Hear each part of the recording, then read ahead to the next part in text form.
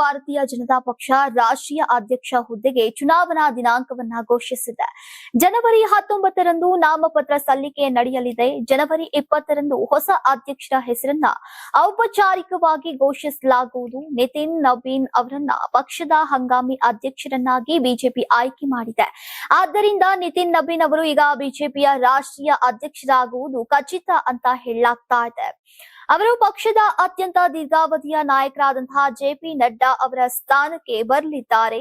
ನಿತಿನ್ ನಬೀನ್ ಜನವರಿ 19ರಂದು ನಾಮಪತ್ರ ಸಲ್ಲಿಸಲಿದ್ದಾರೆ. ನಾಮನಿರ್ದೇಶನ ಪ್ರಕ್ರಿಯೆಯಲ್ಲಿ ಪ್ರಧಾನಿ ಮೋದಿ ಅವರು ಪ್ರಸ್ತಾಪಕರಾಗಿ ಹಾಜರಾಗಲಿದ್ದಾರೆ. ಇದು ನಬೀನ್ ಅವರ ನಾಯಕತ್ವದ ಮೇಲೆ ಹಿರಿಯ ನಾಯಕರು ಇಟ್ಟಿರುವಂತಹ ವಿಶ್ವಾಸವನ್ನ ಪ್ರತಿಬಿಂಬಿಸುತ್ತೆ.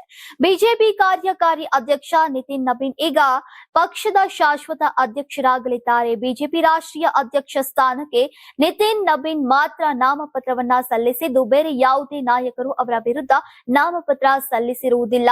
ಪರಿಣಾಮವಾಗಿ ನಿತಿನ್ ನಬೀನ್ ಅವರ ಅವಿರೋಧ ಆಯ್ಕೆ ಖಚಿತ ಅಂತ ಹೇಳಲಾಗಿದೆ. ಇನ್ನು ರಾಷ್ಟ್ರೀಯ ಅಧ್ಯಕ್ಷರಾಗಿ ಆಯ್ಕೆಯಾದರೆ ಅವರು ಬಿಜೆಪಿ ಇತಿಹಾಸದಲ್ಲೇ ಈ ಹುದ್ದೆಯನ್ನ ಅಲಂಕರಿಸಿದಂತಹ ಅತ್ಯಂತ ಕಿರಿಯ ನಾಯಕರಾಗ್ತಾರೆ. ನಿತಿನ್ ನಬೀನ್ ಅವರ ಅಧಿಕಾರಾವಧಿಯು ಜನವರಿ 2029ರವರೆಗೆ ಇರಲಿದೆ. 2029ರ ಲೋಕಸಭಾ ಚುನಾವಣೆಗಳು ನಿಗದಿಯಾಗಿರುವುದರಿಂದ ಈಗ ಅವರ ಅಧಿಕಾರಾವಧಿಯನ್ನ ವಿಸ್ತರಿಸುವಂತಹ ಸಾಧ್ಯತೆಯನ್ನ ತಳ್ಳಿ ಹಾಕಲಾಗುವುದಿಲ್ಲ. ನೀವು ಸಣ್ಣ ಆಗ್ಬೇಕಲ್ವಾ? ಅದು ಒಂದು ಉತ್ತಮ ಆಹಾರದಿಂದ ಸಣ್ಣ ಆಗ್ಬೇಕಲ್ವಾ? ಪ್ರತಿದಿನ ನಮ್ಮ ಜೀನಿ ಸ್ಲಿಮ್ ನ ಯೂಸ್ ಮಾಡಿ ಯಾವುದೇ ಸೈಡ್ ಎಫೆಕ್ಟ್ ಇಲ್ದಂಗೆ ನೀವು ಸಣ್ಣ ಆಗ್ತೀರಾ.